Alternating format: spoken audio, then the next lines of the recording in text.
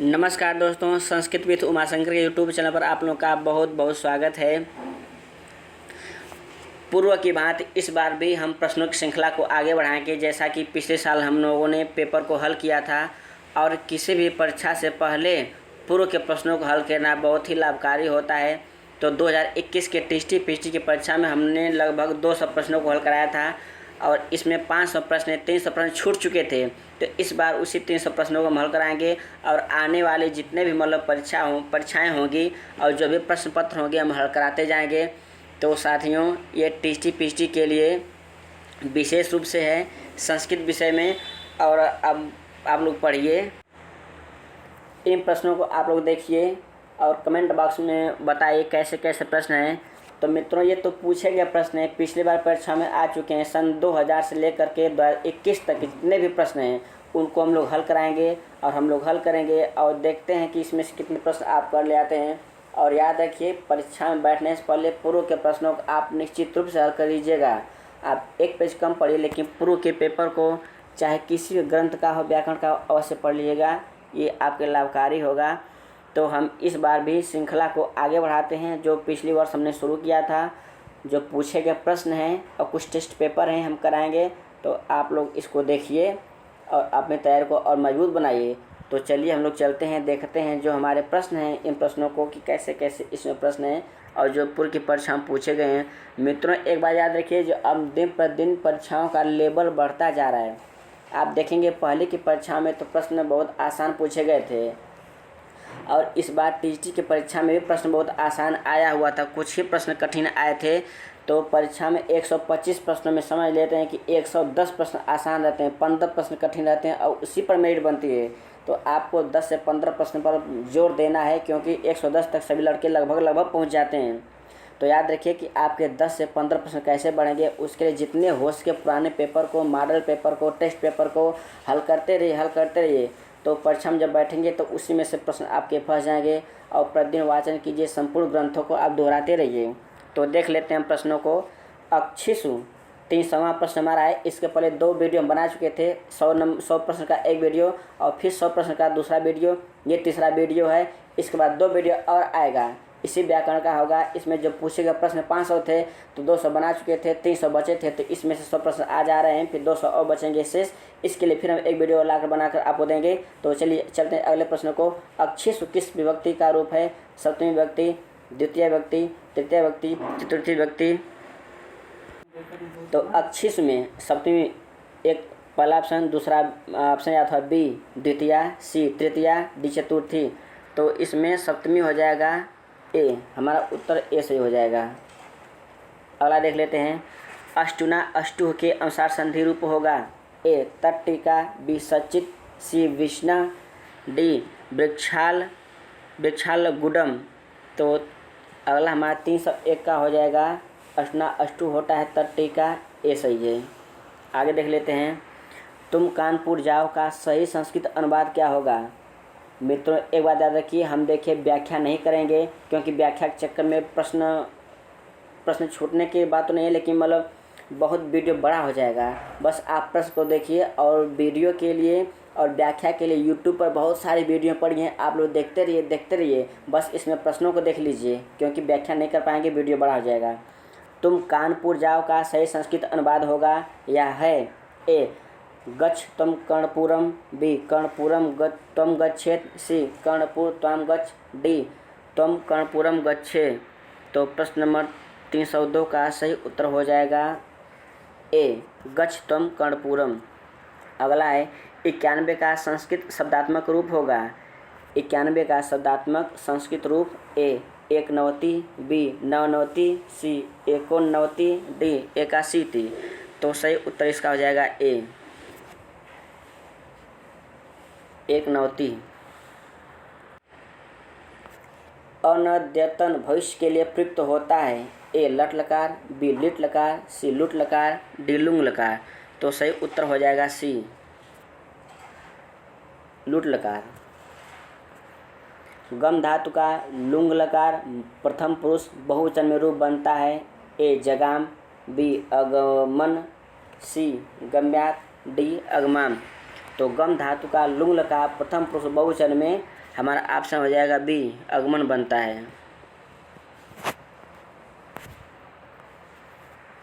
भू धातु का लुंग लकार प्रथम पुरुष एक वचन में रूप होता है।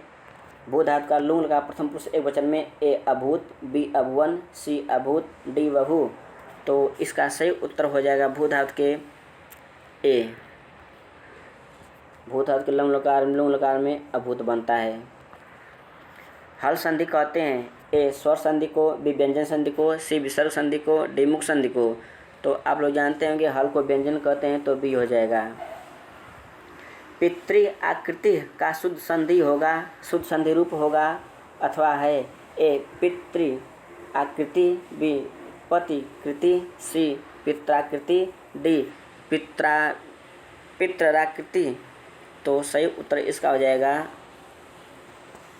सी, पित्राकृति। द्विगु समास युक्त शब्द ए दुरादागत, बी त्रिभुवन, सी चंद्रशेखर, डी हरिहर।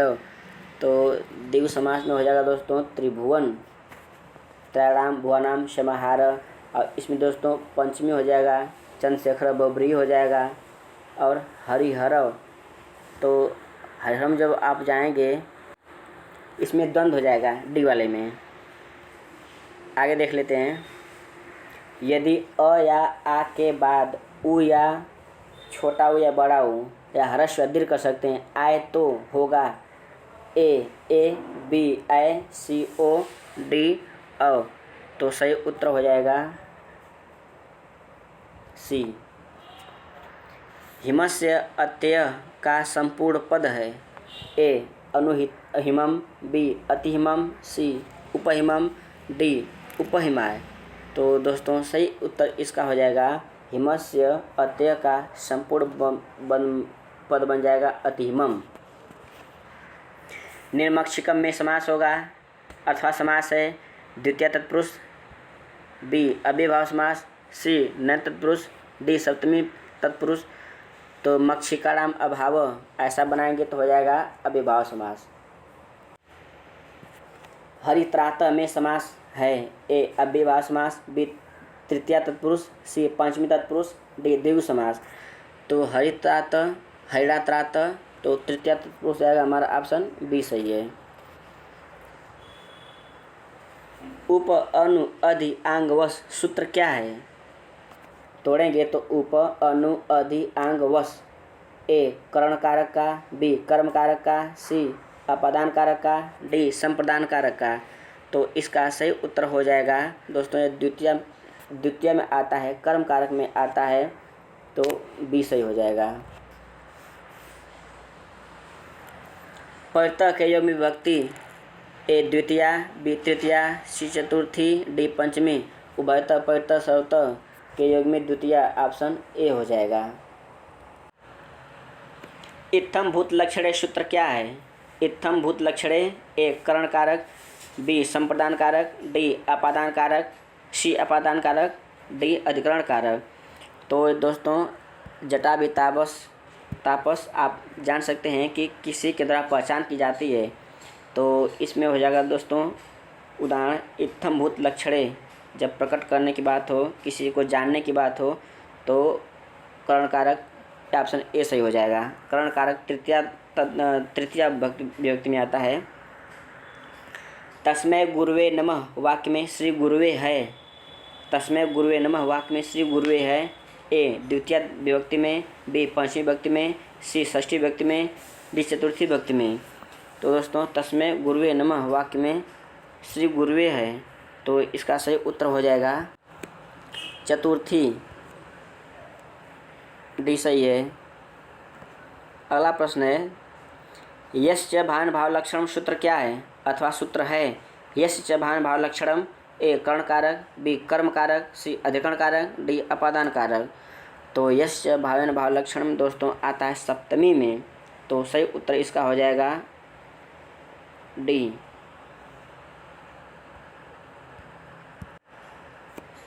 पा धातु प्रश्न पदे का लट लकार प्रथम पुरुष द्विवचन का रूप होगा।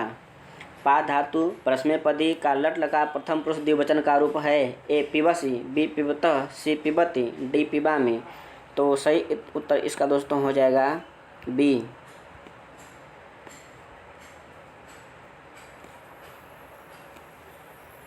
पिबतः। भी धातु परस्मैपद लट लकार मध्यम पुरुष एक वचन का रूप है। भी धातु परस्मैपद लट लकार मध्यम पुरुष एक वचन का रूप है। ए विभेमी, बी विभेशी, सी विभेतु, डी विभीत। तो सही उत्तर हो जाएगा बी। विभेशी। माहेश्वर सूत्र में ह कितनी बार आया हुआ है? माहेश्वर सूत्र में ह कितनी बार? ए 14 बार, बी 2 बार, सी 9 बार, डी 42 बार। तो माहेश्वर सूत्र में ह दोस्तों 2 बार, बी सही हो जाएगा। वर्णमाला में व्यंजनों की संख्या बताई जाती है। वर्णमाला में व्यंजनों की संख्या ए 31, बी 41, सी 33, डी 39। तो दोस्तों सही उत्तर हो जाएगा इसका सी। 33 व्यंजन है। ह को 2 बार गिनेंगे तो 34 हो जाता है। अदह शब्द का स्त्रीलिंग प्रथमा एक वचन का रूप है। असव, अदह, अमु, अमुह। तो सही उत्तर हो जाएगा ए, असव। लृ का उच्चारण स्थान बताइए। लृ। ए कंठ, बी दंत, सी तालु, डी मूर्धा। तो लृतुलसा नाम दंता से आप पकड़ लेंगे, सही उत्तर इसका बी हो जाएगा। पावक का संधि विच्छेद बताइए। पौ धन अक, पाव धन अक, पाव धन अक, सी प धन आवक, डी पौ धन अक। तो पावक का संधि विच्छेद तो हो जाएगा पौ धन अक। इसी अव का आव कर देंगे तो हो जाएगा पावक। ऑप्शन डी सही हो जाएगा। वित्तार्थानाम वै हेतु में कौन सा कारक है? वित्तार्थानाम वै हेतु में कारक बताइए। ए संप्रदान, बी अपादान, सी करण कारक, डी अधिकरण। तो सही उत्तर हो जाएगा पंचमी होता है दोस्तों इसमें, वित्तार्थानाम वै हेतु में। तो हमारा ऑप्शन बी सही हो जाएगा। उपसर्ग धातु के साथ कहाँ आता है? ए पहले, बी पीछे, सी आगे, डी लग नहीं सकता। तो दोस्तों इसकी एक ट्रिक बता देते हैं हम, आप लोगों को जान लीजिए। उपसर्ग, उ से उपसर्ग और उ से आगे, ऐसा मान लीजिए स्वर है तो मिला लीजिए। अभी एक आता है प्रत्यय, तो प से प्रत्यय और प से पीछे, ऐसे पकड़ लेंगे। अगला है हनुमते नमः में हनुमते में कौन सी विभक्ति लगी है? तो नमः के योग में चतुर्थी। ऑप्शन हमारा ए सही हो जाएगा। अगला है लट लकार किस काल का बोध कराता है? ए भविष्यत काल, बी विधि, आज्ञा, आशीष अर्थ का, सी भूतकाल का, डी वर्तमान काल का। तो लट लकार वर्तमान काल, हमारा ऑप्शन डी से हो जाएगा। राम पुस्तकम पठति का कर्मवाच्य होगा। राम पुस्तकम पठति का कर्मवाच्य ए रामेण पुस्तकम पठेत, बी रामेण पुस्तकम पठितानि, सी रामेण पुस्तके पठ्यते, डी रामेण पुस्तकम पठ्यते। यही शुद्ध होगा। राम के द्वारा पुस्तक पढ़ी जाती है, डी। जब कार्य किसी के द्वारा कराया जाए वही होता है कर्मवाच्य। संबोधने च से विभक्ति होती है तो सप्तमी, षष्ठी, द्वितीया, प्रथमा। पाँच पद का अर्थ लिंग वचन प्रमाण मात्र प्रथमा के हिसाब से हो जाएगा, डी प्रथमा विभक्ति होती है। द्वादश पद में समास बताइए। तो ए बहुब्रीहि, बी तत्पुरुष, सी अव्यवहार चतुर्थ और डी द्वंद्व। द्वादश तो देखिए च का बोध होता है द्वा, 2 10 में 10, 2 10 और 12। तो हमारा द्वंद्व समास हो जाएगा, डी हो जाएगा। जब दो शब्दों का, दो पदों का द्वौ पादौ यस्य स किसका विग्रह है? दो पादौ यस्य स किसका विग्रह है? ए द्विपाद, बी ए द्विपाद, बी द्विपात, सी द्विपद, डी द्विपदी। तो सही उत्तर बी देखिए टिक लगा हुआ है। बी हो जाएगा। चिकीर्षु किस धातु से बना है? ए ची, बी कृष, सी सु, डी क्री। तो चिकीर्षु में क्री धन जब पढ़ेंगे तो क्री धन सन धन चिकीर्षु। करने की इच्छा सुगनासोपदेश के बिल्कुल पहले पद्य में, पहले पैराग्राफ में आया हुआ है। गद्यांश पहला पढ़ेंगे तो उसमें चिकीर्षु आया गया है। जब सुगनास चंद्रापीठ को उपदेश देता है तो उसी दृष्टि में इसको पढ़ेंगे तो मिल जाएगा। ऑप्शन हमारा डी से हो जाएगा। उवाच किस लकार का रूप है? ए लट, बी लिट, सी लंग, डी लिंग। उवाच तो दोस्तों उ का हो जाएगा किस लकार का? तो यह हो जाएगा लिट लकार का। यह ब्रू धातु होती है, जब आकर के आदेश होकर के उ हो जाता है तो उवाच बनने लगता है, तो लिट लकार में चला जाता है। आगे विघाताय में कौन सी धातु होती है? अथवा विघाताय में धातु बताइए। तो ए धा, बी तन, सी हन, डी गम। तो देखिए दोस्तों, धा तो होगा नहीं, तन होगा नहीं और गम भी, क्योंकि गच्छित गस्तचल हो जाएगा तो हन धातु होती है। तो हन का आदेश होकर के इसमें घा बन जाता है और बी उपसर्ग है, तो तोड़ेंगे तो बी हो जाएगा, उपसर्ग लगा हुआ है और हन का घा होकर के विघाताय बन जाता है चतुर्थी में। आगे हरि धन रम्य में किस वर्ण का लोप हुआ है? हरि धन रम्य में ए स, बी र, सी विसर्ग, डी र। तो सही उत्तर हो जाएगा बी। संयुक्त अप्रधान सूत्र है। ए कर्म कारक, बी करण कारक, सी संप्रदान कारक, डी अपादान कारक। तो दोस्तों सही उत्तर इसका हो जाएगा बी करण कारक। सूर्य अस्तम गते गोपाः गृहम अगच्छन् में विभक्ति बताइए। सूर्य के अस्त हो जाने पर गते गोपाः गृहम अगच्छन्। ए चतुर्थी, बी पंचमी, सी सप्तमी, डी। तो दोस्तों इसमें हो जाएगा, जब एक काम होने के बाद दूसरा काम होता है तो उसमें विभक्ति सप्तमी होती है। यस्य भावन भाव लक्षणम। बालक शब्द का चतुर्थी एक वचन का रूप होगा। आप लोग जानते होंगे, बालक बालक बालका बालकम बालको बालका बालके ने बालको हमारे बालकाय। तो चतुर्थी एक वचन में बालकाय, बी हो जाएगा। अस्मत् शब्द सप्तमी विभक्ति एक वचन का रूप बताइए। ए मया, बी मम, सी मई, डी माम। तो अस्मत् का सप्तमी के एक वचन में जब जाएंगे रूप पढ़ेंगे तो इसमें होता है मई। मम आवेव अस्माकम, मई आवेव अस्मासु। 13 के लिए संस्कृत में शब्द बताइए। ए त्रयोदशम, बी त्रिदश, सी त्रयोदश, डी इनमें से कोई नहीं। तो त्रयोदश, त्रय में 3, 10 में 10, 10 3 13, ऑप्शन सी से हो जाएगा। तथेति का संधि विच्छेद बताइए।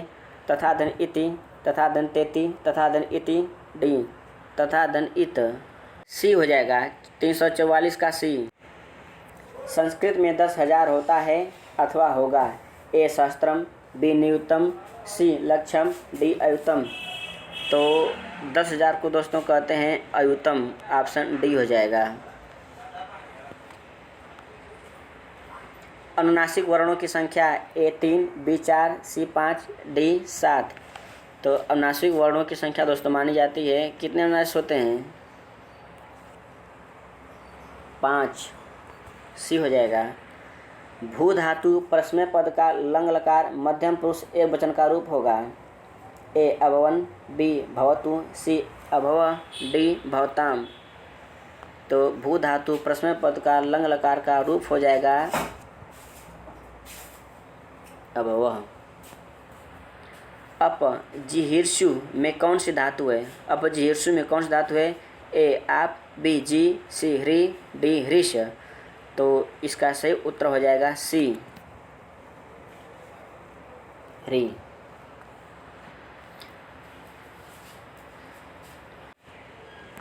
उह्यते में कौन सी धातु है? उह्यते ए उह, बी या, सी व, डी हा। तो सी हो जाएगा सही उत्तर सी। पहला क्वेश्चन है, पत्यव में कौन सी विभक्ति है? पत्यव ए प्रथमा द्विवचन, बी द्वितीय द्विवचन, सी तृतीय एक वचन, डी सप्तमी एक वचन। तो डी हो जाएगा। एक वचन, पति पति पतय ऐसे चलता है एक नाम प्रथमा विभक्ति में, लेकिन सप्तमी में जाएंगे तो पत्यो पत्यो पतिषु बनता है। ऑप्शन डी सही हो जाएगा। विचिन्त में कौन सा प्रत्यय है? विचिन्त में तो सही उत्तर हो जाएगा लेप क्विप कनिन यत। तो इसका हो जाएगा ए विधन चिन्धन लेप। तो ऐसे जब बनाएंगे तो हो जाएगा विचिन्त्य, ए सही हो जाएगा। पर धातु के विधिलिंग में प्रथम पुरुष बहुवचन का रूप बनता है। पर धातु के विधिलिंग में प्रथम पुरुष बहुवचन, ए ऑप्शन पठानी, बी पठेयु, सी अपठाव, डी पठंती। तो इसका सही उत्तर हो जाएगा पठेत पठाम पठेयु, पठे पठेतम पठेत पठेम पठेय पठेम। तो पठेत पठाम पठेयु प्रथमा पुरुष के बहुवचन में कह रहा है तो बी हो जाएगा। गम धातु लट लकार उत्तम पुरुष में एक वचन का रूप होता है। ए गमिष्यति, बी गच्छताम, सी अगच्छत, डी अगच्छन। सही उत्तर इसका हो जाएगा ए गमिष्यति। हन धातु के वर्तमान काल में प्रथम पुरुष एक वचन का शुद्ध रूप होता है। हन धातु के वर्तमान काल में प्रथम पुरुष एक वचन का शुद्ध रूप होता है। ए हनात हनति, बी अघनंति, सी हंति, डी हनंति। तो सही उत्तर इसका हो जाएगा सी।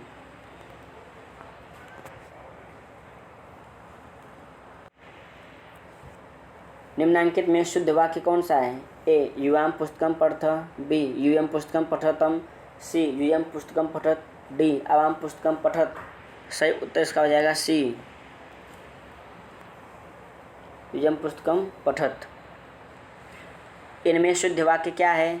शुद्ध वाक्य बताइए। ए बालिका जलात मुखम प्रक्षाल्यति, बालिका जले मुखम प्रक्षाल्यति, बालिका जलेन मुखम प्रक्षाल्यति, डी बालिका जलान मुखम प्रक्षाल्यति। तो सही हो जाएगा इसमें सी बालिका जलेन मुखम प्रक्षाल्यति, बालिका जल से मुख को धोती है। ओ के उपरांत यदि कोई स्वर आवे तो उसके स्थान पर हो जाता है। ए अय, बी अव, सी अय, डी आव।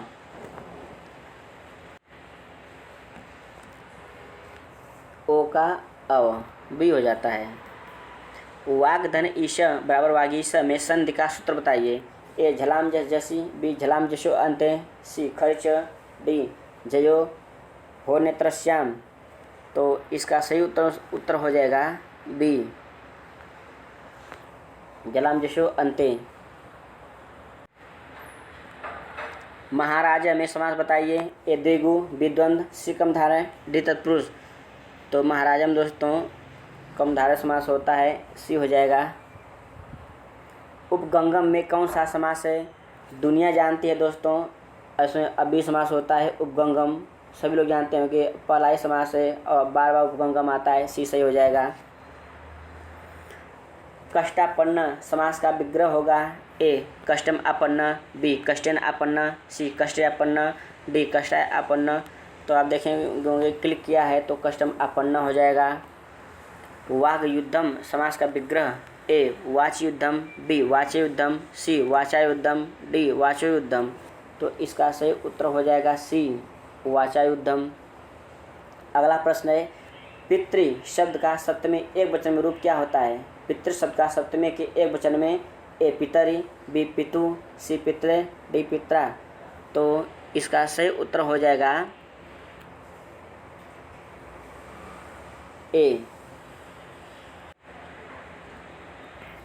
गाम दोग्धि पय में गाम की संज्ञा होगी। ए कर्म संज्ञा, बी करण संज्ञा, सी अधिकरण संज्ञा, डी अपादान संज्ञा। तो कर्म संज्ञा ऑप्शन ए सही है। निधि शब्द किस लिंग का है? निधि शब्द ए पुल्लिंग, बी स्त्रीलिंग, सी नपुंसकलिंग, डी उभयलिंग। तो दोस्तों निधि आता है पुल्लिंग में, हमारा ऑप्शन ए सही हो जाएगा।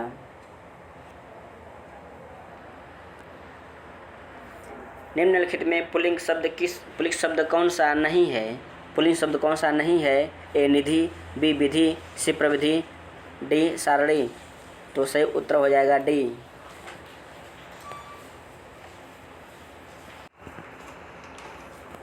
भी धातु लोट लकार प्रथम पुरुष एक वचन का रूप होगा।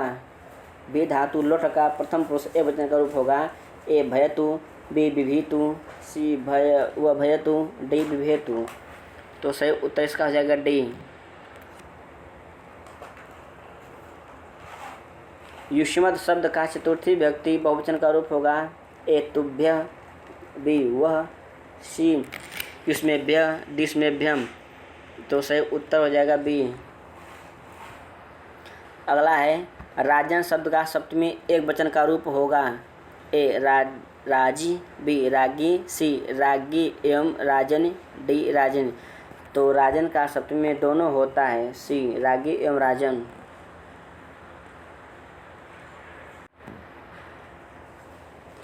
लव धातु आत्मनेपद के विधिलिंग लकार मध्यम पुरुष बहुवचन का रूप होगा। लव धातु आत्मनेपद के विधिलिंग लकार मध्यम पुरुष बहुवचन का रूप होता है। ए लभेत्वम, बी लभध्वम, सी लभेत, डी लभे। ऑप्शन इसका ए हो जाएगा। आप लोग देख रहे होंगे क्लिक किया हुआ है। अगला है ब्रू धातु के लुट लकार अन्य पुरुष एक वचन का रूप होगा।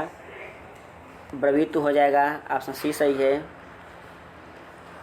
जन धातु आत्मनेपद के विधिलिंग लकार उत्तम पुरुष एक वचन का रूप है। जन धातु का आत्मनेपद के विधिलिंग लकार उत्तम पुरुष एक वचन का रूप होगा। ए जायम, बी जायत, सी जाए, डी जाए। तो सही उत्तर हो जाएगा डी जाए। संधि है। ए पद विधि, बी वर्ण विधि, सी इनमें से दोनों, डी इनमें से कोई नहीं। तो दोस्तों सही उत्तर इसका बी हो जाएगा। वर्ण, संधि में वर्ण होता है, समास में पद होता है और कारक में वाक्य का पद होता है। इनका प्रयोग किया जाता है वर्ण, पद, वाक्य। आगे रामेण बाणेन हतः बाली। वाक्य में बाली कौन सा कारक है। ए कर्ता, बी कर्म, सी प्रातिपदिक, डी करण। तो सही उत्तर इसका दोस्तों हो जाएगा कर्म हो जाता है, क्योंकि बाली को मारता है, कर्म हो जाएगा। द्रोणो व्रीहि। वाक्य के व्रीहि पद में कौन सी विभक्ति है। तो प्रातिपदिकार्थ लिंग परिमाण वचन मात्र प्रथमा सूत्र का प्रयोग करेंगे। तो इसके हिसाब से दोस्तों इसमें हो जाएगा प्रथमा। तो ए सही हो जाएगा। प्रातिपदिकार्थ मात्र में प्रथमा। भवान व पति का कर्मवाच्य होगा। ए त्वया वायते, बी त्वया वक्ते, सी भवता उप्यते, डी भवता उप्यते। तो सही उत्तर इसका डी हो जाएगा। अगला है निम्नलिखित में से शुद्ध वाक्य क्या है। ए श्रांता जना शीघ्रम शयन्ते, बी श्रांता जना शीघ्रम शयते, सी श्रांता जना शीघ्रम शयन्ति, डी श्रांता जना शीघ्रम स्वपिति। ऑप्शन बी हो जाएगा। शुद्ध वाक्य छांटिए। ए सः कौचित साधुम पश्यति, बी सः कश्चित साधुम पश्यति, सी सः कश्चित साधुन पश्यति, डी सः कश्चन साधु पश्यति। तो इसका सही उत्तर बी हो जाएगा। अति धन यु बराबर अति में संधि कौन संधि होगी। ए अकसवर्ण दीर्घ, बी इकोण रचि, सी वृद्धि संधि, डी आद गुण। तो अति धन ई मिलाएंगे तो ई धन ई बराबर बड़े ई अतः कसवर्ण दीर्घ। ऑप्शन ए हो जाएगा। संस्कृत में लकार कितने होते हैं। ए 20, बी 40, सी 17, डी 10। तो संस्कृत में लकार की संख्या मानी जाती है 10, लेकिन टीजीटी में पूछता है 5। होत्री धन रेकार में कौन सी संधि है। होत्री धन रेकार ए वृद्धि, बी गुण, सी दीर्घ, डी यण। तो इसमें प्रकृति भाव होता है और दीर्घ संधि भी होती है। तो हमारा ऑप्शन 381 का हो जाएगा।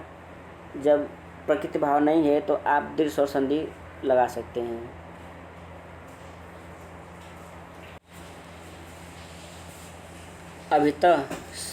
अभितः या सर्वतः के योग में कौन सी विभक्ति का प्रयोग होता है।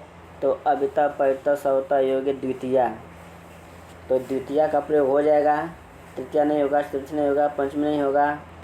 आगे निम्नलिखित वाक्यों में कौन सा वाक्य अशुद्ध है? अशुद्ध, क्षमा कीजिएगा, शुद्ध। शुद्ध पूछ रहा है, शुद्ध। बालकः अध्यापकेन पुस्तकं पठति। बी बालकः अध्यापकात् पुस्तकं पठति। सी बालकः अध्यापकात् पुस्तकानि पठन्ति। डी बालकाः अध्यापकेन पुस्तकानि पठन्ति। तो दोस्तों इसका आयोग ने देखिए ये दोनों मान लिया था। तो पहले में आप जब चर्चा करेंगे तो बालक अध्यापकेन पुस्तकं पठति, बालक अध्यापक से पुस्तक पढ़ता है, तो ये कर्ण कारक में आ गया। और फिर बी में बालक अध्यापकात् पुस्तकं पठति, इसमें चर्चा की गई। तो इसमें जब किसी से आख्यात, एक सूत्र आता है आख्यात तो उपयोगे, नियम पूर्वक किसी से विद्या पढ़ी जाती है तो पंचमी, तो दोनों सही हुआ था। तो ये विवादास्पद प्रश्न था, तो आप लोग देख लीजिए ए और पंचमी, लेकिन ए बी दोनों सही है। आयोग ने सर्वप्रथम बी को सही उत्तर माना था, किंतु विशेषज्ञों द्वारा संशोधित होकर दोनों को सही मान लिया जाता है, अतः दोनों उत्तर सही है। द्वि शब्द के रूप कौन कौन लिंग में होते हैं? द्वि, ए पुल्लिंग, बी स्त्रीलिंग में, सी नपुंसक लिंग में, डी उपयुक्त तीन लिंग में। तो इसका सही उत्तर हो जाएगा डी। तीनों लिंगों में होते हैं द्वि शब्द के रूप। बालकाय मोदका रोचन्ते में बालक की संप्रदान संज्ञा किस सूत्र से होती है? ए धार्तुमर्ण, बी रुच्यार्थं प्रेमाण, सी स्पेर्षित, डी तुमार्था भाववचनात्। तो 385 का सही उत्तर हो जाएगा बालकाय मोदका रोचते में।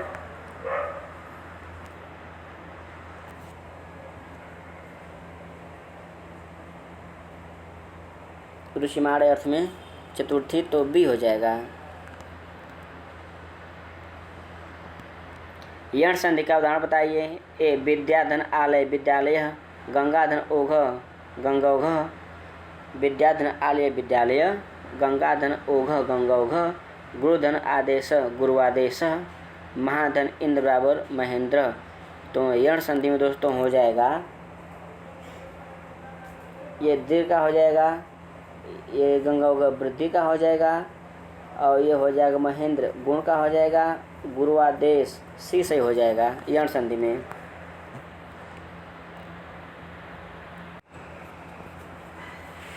अश्रौसम में कौन सा लकार है? ए लुंग लकार, बी लोट लकार, सी लिट लकार, डी लंग लकार। तो अश्रौसम में दोस्तों सही उत्तर हो जाएगा ए लुंग लकार है। वैक्रमः में कौन सा प्रत्यय है? ए अण, बी यत, सी ईशुन, डी मतुब। तो इसमें अण प्रत्यय हो जाएगा, क्योंकि अण से आदि स्वर को वृद्धि होती है, तो विक्रम से वैक्रम बन गया है, अण हो जाएगा। 8 को पुल्लिंग में क्या कहेंगे? ए अष्टम, बी अष्टव, सी अष्टा, डी इनमें से कोई नहीं। तो ऑप्शन देखिए बी सही है, क्लिक किया हुआ है बी। राजा ब्राह्मणाय गाम ददाति, राजा ब्राह्मण को गाय देता है, वाक्य में रेखांकित पद की संज्ञा होती है। ए कर्म संज्ञा, विकरण संज्ञा, सी अवधान संज्ञा, सी संप्रदान संज्ञा। तो सही उत्तर इसका राजा ब्राह्मण को गाय देता है रेखांकित पद की सही उत्तर हो जाएगा दोस्तों। कर्म होगा नहीं, करण होगा नहीं, डी अपादान होगा नहीं, और संप्रदान होगा, क्योंकि किसी को वस्तु दे दी जाती है तो संप्रदान संज्ञक होता है। अगला प्रश्न है, अस्मद शब्द का स्त्रीलिंग में क्या रूप होगा?